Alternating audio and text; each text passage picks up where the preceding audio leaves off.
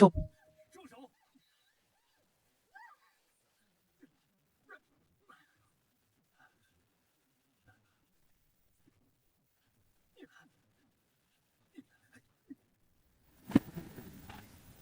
អូ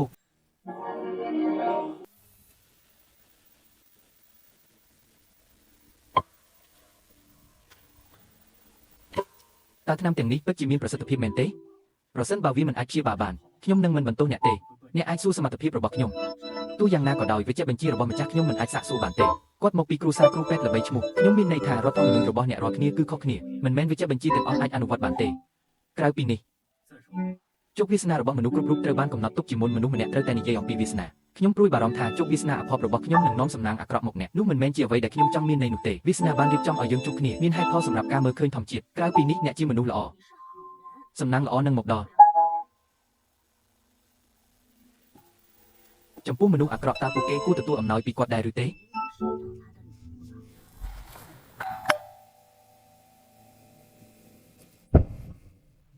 ហេតុអ្វីបានជាគ្មាននរណាម្នាក់នៅទីនេះតើនេះជាកញ្ចប់របស់អ្នកណា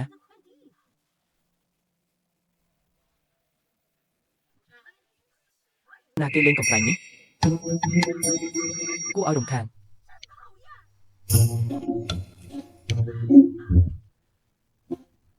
តើអ្នកមានបញ្ហាអ្វីដែលអ្នកជាស្ត្រីឆ្កួត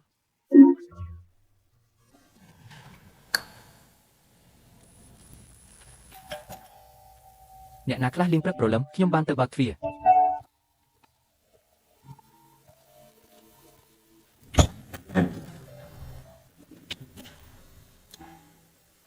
បងប្រុសជាន់ខ្ពស់អាយុបងប្រុសជាន់ខ្ពស់បងប្រុសហេតុអ្វីបានជាអ្នកនៅទីនេះខ្ញុំដឹងតែពេលឡើងភ្នំទៅជួបម្ចាស់ខ្ញុំវាហាក់ដូចជាមនុស្សដែលអ្នកគួររៀបការមិនមែនជាគាត់ទេរឿងវែងឆ្ងាយចូលមកវាជារឿងដ៏វែងមួយចូលមកខ្ញុំបានឃើញបទសម្ភាសន៍របស់អ្នកនៅលើកញ្ចក់ទូរទស្សន៍កាលពីប្រហែលថ្ងៃមុនអូពិតជាមែនទេតើអ្នកបានធ្វើអ្វីកាលពី2ឆ្នាំមុនស្ថានភាពជំងឺរបស់ខ្ញុំមានការប្រែប្រួលមួយរយៈពេលចុងក្រោយនេះហើយខ្ញុំបានទទួលវេជ្ជបណ្ឌិតបានចេញវេជ្ជបញ្ជាឲ្យប្រើថ្នាំដើម្បីគ្រប់គ្រងរាងកាយប៉ុន្តែមិនមានការប្រែប្រួលអ្វីគួរឲ្យកត់សម្គាល់នោះទេត្រូវហើយខ្ញុំនឹងរៀបចំការតាំងពីពណ៌ឆាប់នេះឥឡូវនេះ Studio Design កំពុងដំណើរការជាធម្មតាបងប្រុសជាន់ខ្ពស់ដូច្នេះអ្នកបានរកឃើញផ្លូវរបស់អ្នកប្រាកដណាស់ប្រសិនបើអ្នកមិនធ្វើបានល្អចុះពីលើភ្នំហោះទៅជួបខ្ញុំគ្រប់ពេលឥឡូវនេះខ្ញុំមិនអាចរត់ទៅឆ្ងាយឬពឹងលើអ្នកដទៃទៀតទេខ្ញុំក៏ត្រូវពឹងលើខ្លួនឯងដើម្បីចាប់យកឱកាសខ្លួនឯងមិនអីទេសូមមេត្តាតាក់ទងមកខ្ញុំប្រសិនបើអ្នកត្រូវការជំនួយណាមួយមិនបាច់ទេបងតាំងមានរឿងចង់និយាយអ្នកអាចពិភាក្សាអំពីកិច្ចសហប្រតិបត្តិការជាមួយរឿងរបស់យើង Studio របស់យើងពួកគេក៏រើសអើងខ្លាំងណាស់ហានិយាយលេងសួស្ដីអ្នកចាស់មានផ្លែអីខ្លះមានផ្លែឈើខ្លះហើយអ្នកកំពុងញ៉ាំអ្វីត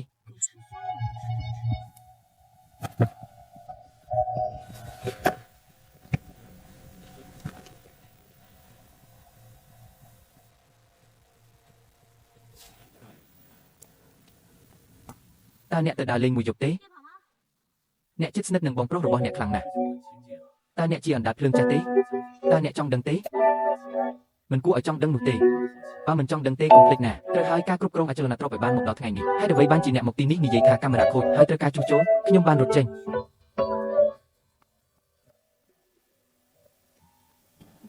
គាត់មានសុខភាពមិនល្អតាំងពីកុមារភាពផ្ញើទៅកញ្ចក់ស្លៀកពាក់នៅផ្ទះគាត់ត្រូវបានក្រុមគ្រួសារចាប់ខ្លួនកាលពីវ័យជំទង់ក្រោយមកគាត់ក៏បានត្រឡប់ទៅផ្ទះរបស់ Shen ដើម្បីលាលែងពីតំណែងគាត់ជាមនុស្សមានចិត្តសប្បុរសដោយធម្មជាតិពួកគេមិនដែលចូលចិត្តខ្ញុំទេ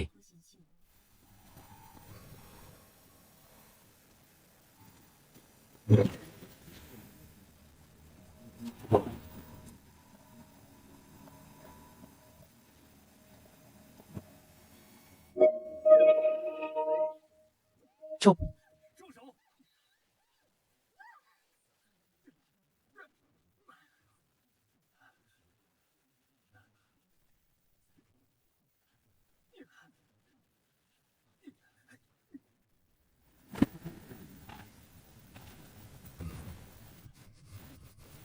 Herring តើ Bluefish មិនអីទេ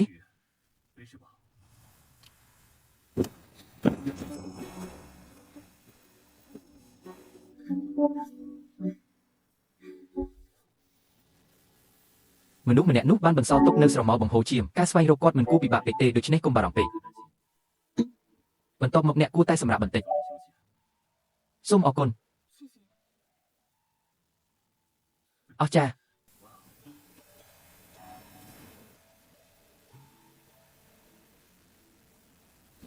សូមអរគុណអាយ៉ាអ្នកជាវីនារីពាក់អាវស្ដេចដើរតាមភ្នំនិងជ្រលងភ្នំដោយនិតិភាពពួកគេក៏និយាយអរគុណផងដែរសូមស្វាគមន៍វាជាអ្វីដែលឪពុកគួរធ្វើ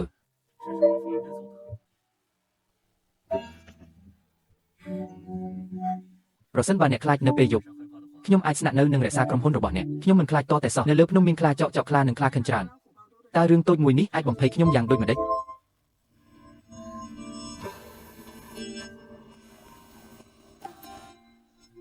អ្នកបាននិយាយថាអ្នកនឹងទទួលខុសត្រូវចំពោះខ្ញុំ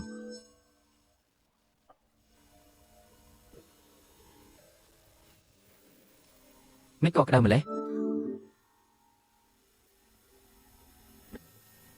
ប្រាប់ខ្ញុំអំពីខ្លួនអ្នកខ្ញុំមិនទាន់បានធ្វើអ្វីនៅឡើយទេហើយអ្នកកំពុងតែរញ៉េញ៉ៃហើយប្តីប្រពន្ធមានបេះដូងដូចគ្នាកុំផ្ដល់ឲ្យខ្ញុំនោះតើយើងជាប្តីប្រពន្ធបែបណាមួយថ្ងៃជាប្តីប្រពន្ធមានតម្លៃ100ថ្ងៃនៃសេចក្តីសប្បុរសអរគុណដែលបានមើលថែខ្ញុំអានឹងត្រជាក់ណាស់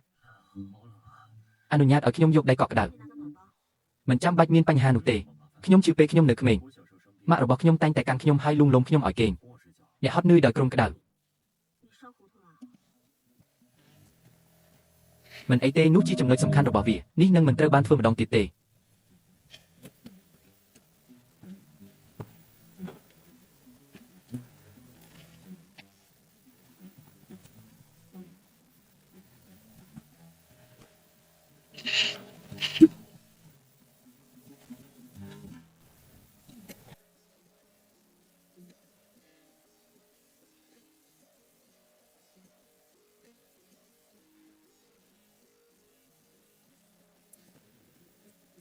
មកទៀតហើយប្រពន្ធ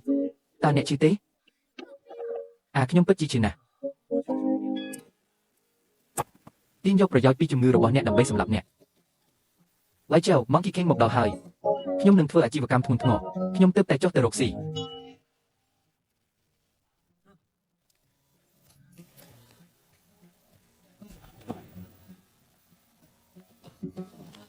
តើអ្នកមានជំនាញប៉ុន្មានទៀតដែលខ្ញុំមិនដឹងម្ចាស់របស់ខ្ញុំដាំឡើយមានថ្ងៃចុងសប្តាហ៍2ថ្ងៃតើមានអ្វីចម្លែកដែលខ្ញុំចេះគូហើយអ្វីបានជាខ្ញុំស្រាប់តែចង់គូបងប្រុសរបស់ខ្ញុំបាននិយាយថាវាមិនអីទេក្នុងការធ្វេសប្រហែសខ្ញុំចុះចាញ់ម្ដងទៀតអ្នកមិនត្រូវការរឿងទេអ្នកមិនត្រូវការគាត់ដើម្បីជួយអ្នកលូកវាអ្នកមិនត្រូវការរឿងទេអ្នកមិនត្រូវការគាត់ជួយអ្នកទេហើយខ្ញុំគ្រាន់តែជាអ្នកមិនចង់ធ្វើរឿងធំ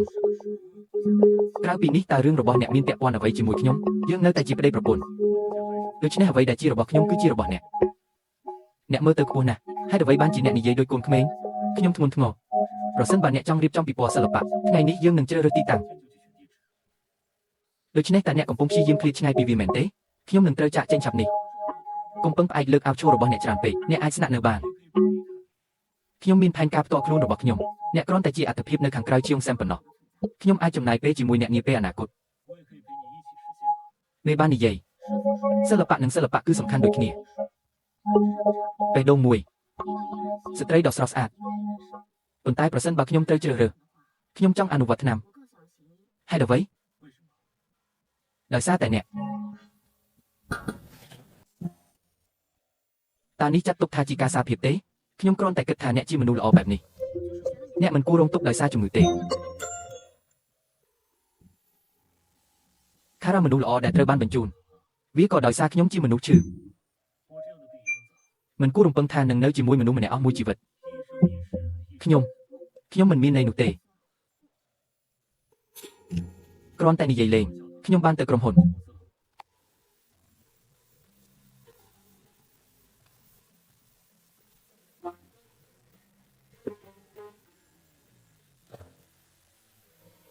ខ្ញុំមានអារម្មណ៍ថាខ្ញុំសង្ឃឹមថាអ្នកនឹងបានប្រសើរឡើងក្នុងពេលឆាប់ម្យ៉ាងវិញទៀតខ្ញុំមិនចង់ឲ្យអ្នកប្រសើរឡើងលឿននោះទេ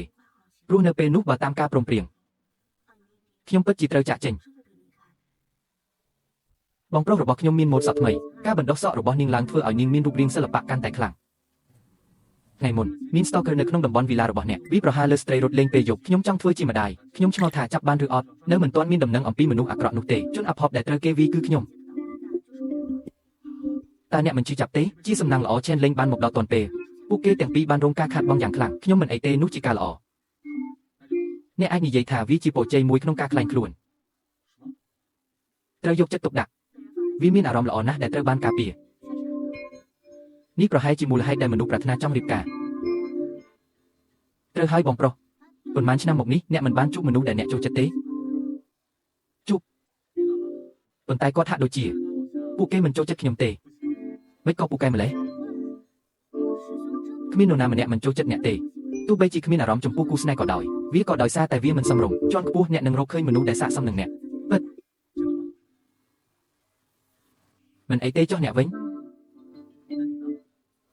កាលខ្ញុំនៅតូចចៅហ្វាយរបស់អ្នកតែងតែនិយាយថាអ្នកមិនចូលចិត្តនិយាយការសរសេរនឹងគូមិនស័ក្តិសមនឹងការធ្វើជាថៅកែទេបង្ខំដោយកាលៈទេសៈជីវិតហើយអ្នករៀបការចូលគ្រួសារគេមានន័យថាទទួលមរតកពី story group មែនទេខ្ញុំមិនទាន់បានគិតពីអ្វីដែលត្រូវធ្វើនៅឡើយទេហើយអ្វីបានជាអ្នកមិនសុំឲ្យយើងធ្វើវាជាមួយគ្នាប្រសិនបើវាជាការងារក្រៅម៉ោងមិនចាំបាច់ទេ